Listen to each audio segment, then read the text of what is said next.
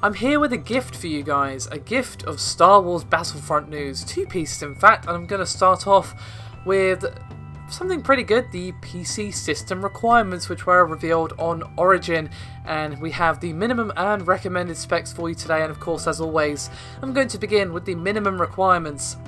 Shockingly, you need Windows 7 or later, I know, such a surprise, 64-bit. CPU will need to be at least an Intel i3 6300T or equivalent, of course, 8 gigs of RAM, a pretty hefty 40 gigs of free space, but not exactly a shocker that a next-gen game is going to be hefty on the old hard drive.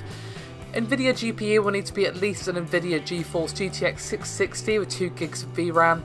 AMD would actually be an ATI card, ATI Radeon HD 7850 with 2 gigs, and DX will be 11.0. Now moving on to the slightly meatier recommended specs, and the OS might annoy some people as it is recommending Windows 10. CPU will be at least an Intel i5 6600 or equivalent, 16 gigs of RAM, and again 40 gigs of space. GPU for NVIDIA will be a GeForce GTX 970 with 4 gigs of VRAM. AMD will be a AMD Radeon R9 290 with 4 gigs, and DX is 11.1.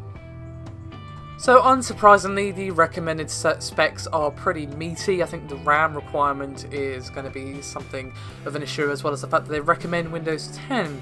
Now I do wonder how exactly that's going to really impact your performance. I kind of expected to see DX12 as a DX, and that would be a fairly reasonable thing to have Windows 10 for, but obviously it's only 11.1, so it does make me wonder, and it'd be interesting to see if there's any real performance difference with the same setup but Windows 7 versus Windows 10. Moving on, however, to a second good piece of news regarding Star Wars Battlefront. I know we are doing well today, that it will not have microtransactions. It's sad that we can feel happy about that these days. Usually that would be the norm, but it's becoming, unfortunately, more and more prevalent to have microtransactions, and it's definitely pleasing to me that especially when a game is published by EA, that it's not going to have microtransactions.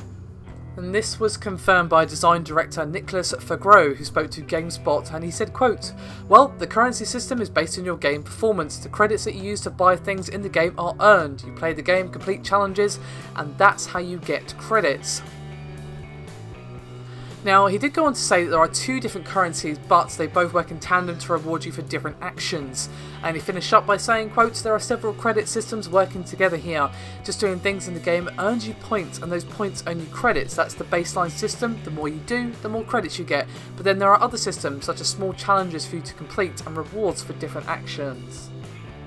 So there you have it, 2 rather good pieces of news regarding Star Wars Battlefront. Good on EA rather, not adding microtransactions. Hopefully it stays that way once it's actually come out. Regardless of all that, thank you very much for watching. I'll see you next time.